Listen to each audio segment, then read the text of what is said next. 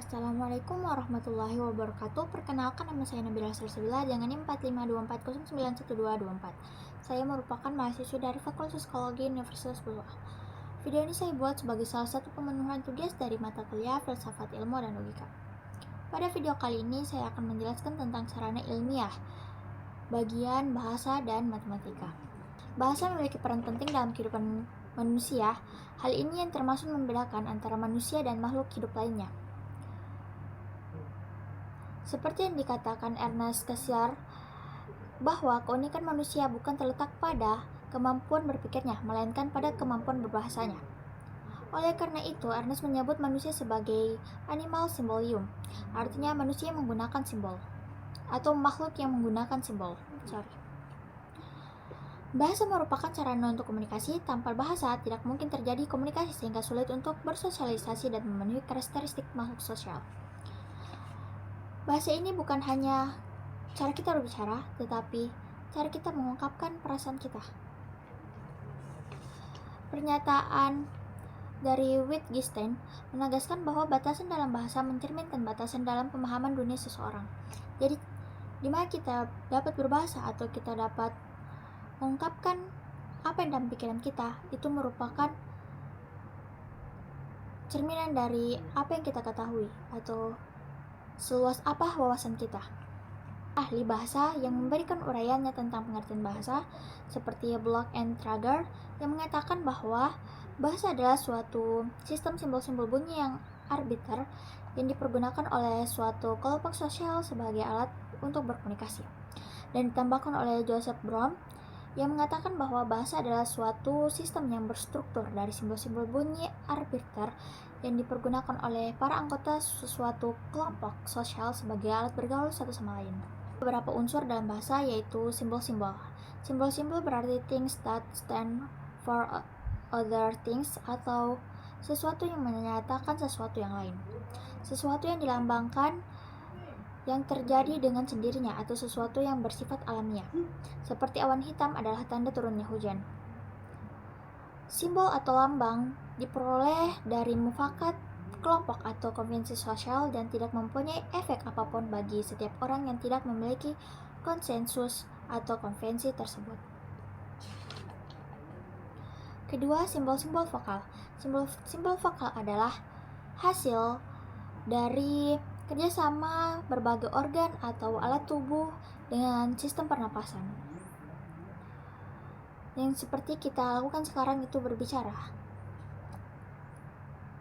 Bunyi-bunyi tersebut haruslah didengar oleh orang lain dan harus diartikulasikan sedemikian rupa untuk memudahkan si pendengar untuk merasakannya secara jelas dan berbeda dari yang lainnya. Dengan kata lain, tidak semua bunyi yang dihasilkan oleh organ-organ vokal manusia merupakan simbol-simbol bahasa, seperti bersin, batuk, dan dengkur. Biasanya tidak mengandung nilai simbolis, terkecuali ia mempunyai makna konvensional. Ketiga, simbol-simbol vokal arbitrer. Istilah arbitrer di sini bermakna mansuka dan tidak perlu ada hubungan yang valid secara filosofis antara ucapan dan arti yang dikandungnya. Contohnya, jenis binatang yang disebut di Inggris itu horse, pada orang Indonesia disebut kuda, dan pada orang Arab disebut hison. Ini satu arti dari kata tersebut satu, tetapi cara berbahasanya beda-beda. Hal ini ada karena ada persetujuan yang tidak diucapkan atau kesepakatan secara diam-diam antara sesama anggota masyarakat yang memberi setiap makna kata tertentu. Keempat, sistem yang berstruktur dari ini simbol-simbol yang arbitrer. Walaupun hubungan antara bunyi dan arti tidak ternyata bebas dari setiap suara hati nurani logika dan psikologi, namun kerjasama antara bunyi-bunyi itu sendiri dalam bahasa tertentu ditandai oleh sejumlah konsistensi ketetapan intern. Misalnya, itu cara kita berbicara pada tekanan dan intonasi berbicara kita. Kelima, yang dipergunakan oleh para anggota sesuatu kelompok sosial sebagai alat bergaul satu sama lain. Bagian ini mengatakan hubungan antara bahasa dan masyarakat. Para ahli sosial menaruh perhatian pada tingkah laku manusia sejauh tingkah laku tersebut mempengaruhi atau dipengaruhi manusia lainnya. Fungsi bahasa memang sangat penting dalam dunia manusia. Dengan bahasa, para anggota masyarakat dapat mengadakan interaksi sosial. Telaah mengenai pola-pola interaksi ini merupakan bagian dari ilmu sosial. Fungsi bahasa. Para pakar berselisih pendapat dalam hal fungsi bahasa ini. Aliran filsafat bahasa dan psikolinguistik menyatakan fungsi bahasa sebagai sarana untuk menyampaikan pikiran, perasaan, dan emosi. Sedangkan pada aliran sosiologistik berpendapat bahwa bahasa adalah sarana untuk perubahan masyarakat. Secara umum dapat dinyatakan bahwa fungsi bahasa itu adalah koordinator kegiatan-kegiatan masyarakat, penetapan pemikiran dan pengungkapan, penyampaian pikiran dan perasaan, penyenangan jiwa, dan pengurangan kegoncangan jiwa. Menurut Haldai, fungsi bahasa yaitu fungsi instrumental, penggunaan bahasa untuk mencapai suatu hal yang bersifat materi seperti makan, minum, dan sebagainya. Fungsi regulatoris, penggunaan bahasa untuk memerintahkan dan perbaikan tingkah laku. Fungsi interaksional, penggunaan bahasa untuk saling mencurahkan perasaan pemikiran antara seseorang dan orang lain. Fungsi personal, seseorang menggunakan bahasa untuk mencurahkan perasaan dan pikiran. Fungsi heuristik, penggunaan bahasa untuk mencapai pengungkapan tabir fenomena dan keinginan untuk mempelajarinya. Fungsi imajinasi, penggunaan bahasa untuk mengungkapkan imajinasi seseorang dan gambaran-gambaran tentang discover seseorang dan tidak sesuai dengan realitas dunia. Fungsi representasional, penggunaan bahasa untuk menggambarkan pemikiran dan wawasan serta menyampaikannya pada orang lain. Itu ada Kinneler mengungkapkan 3 fungsi bahasa, yaitu simbolik, emotif, dan efektif. Fungsi simbolik dan fungsi emotif ini menonjol pada komunikasi ilmiah, sedangkan fungsi afektif menonjol pada komunikasi estetika. Sebenarnya masih banyak fungsi bahasa menurut para pakar, namun untuk mempercepat waktu, saya akan langsung ke bahasa sebagai sarana berpikir ilmiah. Untuk dapat berpikir ilmiah, seorang perlu menguasai langkah-langkah dalam kegiatan ilmiah. Ada 2 hal yang harus diperhatikan, yaitu sarana ilmiah merupakan ilmu dalam pengertian bahwa ia merupakan kumpulan pengetahuan yang didapatkan berdasarkan metode ilmiah, dan tujuan mempelajari sarana ilmiah adalah agar dapat melakukan penelaah ilmiah secara baik. Sarana berpikir ini juga mempunyai metode tersendiri yang berbeda dengan metode ilmiah dalam mendapatkan pengetahuan. Ini disebabkan sarana ini adalah alat bantu proses metode ilmiah dan bukan merupakan ilmu itu tersendiri. Bahasa sebagai alat komunikasi verbal yang digunakan dalam proses berpikir ilmiah, di mana bahasa merupakan alat berpikir dan alat komunikasi. Premis yang salah akan menghasilkan kesimpulan yang salah juga bagi orang lain. Ketika bahasa disifatkan dengan ilmiah, fungsinya untuk komunikasi disifatkan dengan ilmiah juga, yakni komunikasi ilmiah. Komunikasi ilmiah ini merupakan proses penyampaian informasi yang berupa pengetahuan. Di samping itu, bahasa ilmiah juga harus bersifat reproduktif. Dengan arti jika si pengirim komunikasi menyampaikan suatu informasi berupa X, si pendengar juga harus menyampaikan informasi atau menerima informasi itu sebagai X. Contoh kecilnya itu seperti jika saya mengatakan A, seorang yang mendengarkan itu harus mendengar bahwa saya itu mengatakan A, bukan B. Ketiga yaitu bahasa ilmiah dan bahasa agama. Bahasa ilmiah berbeda dengan bahasa agama. Ada 2 pengertian mendasar tentang bahasa agama. Pertama, bahasa agama adalah kalam ilahi yang diterabadikan di kitab suci. Dan yang kedua, bahasa agama merupakan ungkapan serta perilaku keagamaan dari seseorang atau sebuah kelompok sosial. Walaupun ada perbedaan antara kedua bahasa ini, namun keduanya merupakan sarana untuk menyampaikan sesuatu dengan gaya bahasa yang khas. Sedangkan bahasa agama menggunakan gaya deskriptif dan menggunakan gaya perspektif, yakni struktur makna yang dikandung bersifat imperatif dan persuasif. Dengan kata lain, gaya bahasa ini cenderung memerintah. Bahasa agama dengan pengertian pertama yang berasal dari Tuhan tidaklah selalu tidak baik, di mana Dia maha bijak dalam memilah dan memilih ungkapan dengan tepat dan sesuai dengan ruang, waktu, dan objek yang dituju. Dalam bahasa perspektif Tuhan, terdapat juga narasi deskriptif dan ungkapan-ungkapan metaforis yang menggunakan pemikiran-pemikiran melakukan perluasan makna dan penafsiran yang lebih luas untuk mendekati makna dan tujuan yang dimaksud.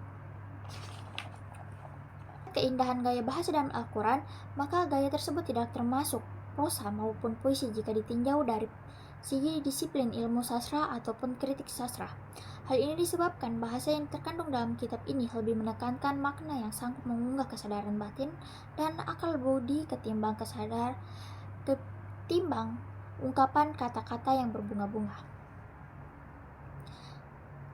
Bisa dilihat kelebihan dan kekurangan antara bahasa ilmiah yang digunakan manusia dalam kegiatan ilmiahnya dengan bahasa agama yang dipesankan Tuhan kepada manusia untuk penyampaiannya. Kemudian ada matematika.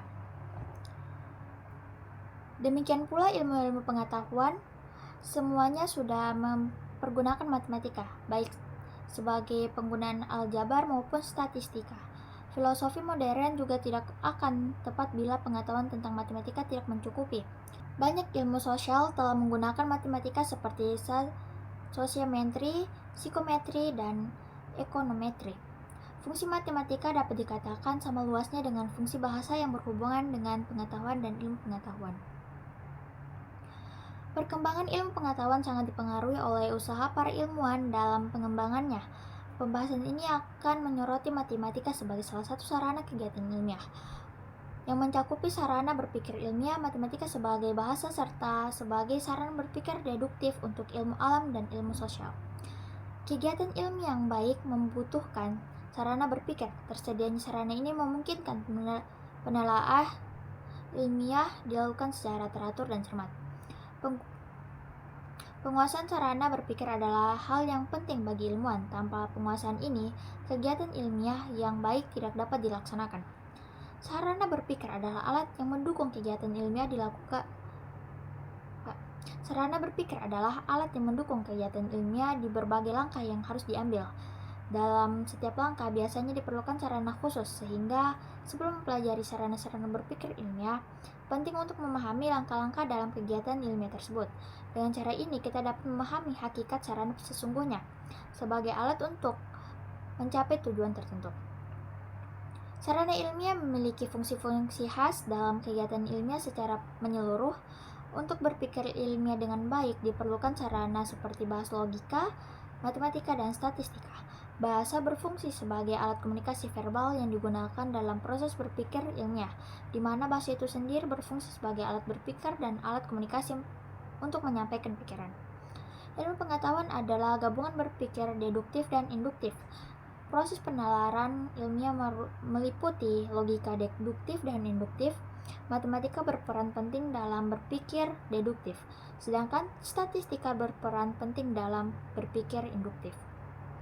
Matematika sebagai bahasa berfungsi melambangkan makna dari pernyataan yang ingin disampaikan. Lambang-lambang matematika bersifat artifisial dan hanya memiliki arti setelah diberi makna. Tanpa makna, matematika hanyalah kumpulan rumus yang tidak berguna. Bahasa verbal memiliki beberapa kekurangan sehingga perlu menggunakan matematika yang berusaha menghilangkan sifat majemuk dan emosional dari bahasa verbal. Lambang-lambang matematika adalah perjanjian khusus yang dibuat untuk masalah yang sedang dianalisis. Misalnya, kecepatan jalan seseorang dapat dilambangkan dengan X. Dalam hal ini, X hanya memiliki satu arti. Jika hubungan X dengan objek lain seperti jarak yang ditempuh, maka itu Y, dan waktu berjalan adalah X. Kita bisa menyatakan Z sama dengan Y per X. Pernyataan ini jelas dan informasi memiliki konotasi emosional. Matematika memiliki kelebihan dibandingkan bahasa verbal. Matematika menyusun bahasa numerik yang memungkinkan pengukuran kuantitatif. Dalam bahasa verbal, sulit untuk membandingkan dua objek secara tepat. Misalnya membandingkan gajah dan semut. Bahasa verbal hanya bisa memberikan pernyataan kualitatif. Untuk mengatasi masalah ini, kita perlu mengembangkan konsep pengukuran yang memberi informasi akurat tentang panjang suatu benda. Dengan pengukuran, pernyataan kualitatif dapat diganti dengan pernyataan matematis yang lebih akurat. Sifat kuantitatif matematika meningkatkan ketepatan prediksi dan kontrol dalam ilmu. Matematika menjadi penting dalam pergeseran dari kualitatif dan kuantitatif untuk mendapatkan prediksi dan kontrol yang lebih tepat. Matematika juga merupakan sarana berpikir deduktif. Penyelesaian masalah dalam ilmu deduktif tidak didasarkan pada pengalaman tetapi pada deduksi. Mengetahui ciri-ciri deduksi menjadi masalah penting dalam filsafat ilmu. Saat ini, deduksi dipahami sebagai penalaran yang sesuai dengan hukum dan aturan logika formal di mana dasar yang benar pasti menghasilkan kesimpulan yang benar. Mungkin itu saja yang bisa saya sampaikan pada video kali ini. Mohon maaf apabila ada salah kata. Sampai jumpa di video selanjutnya. Wassalamualaikum warahmatullahi wabarakatuh.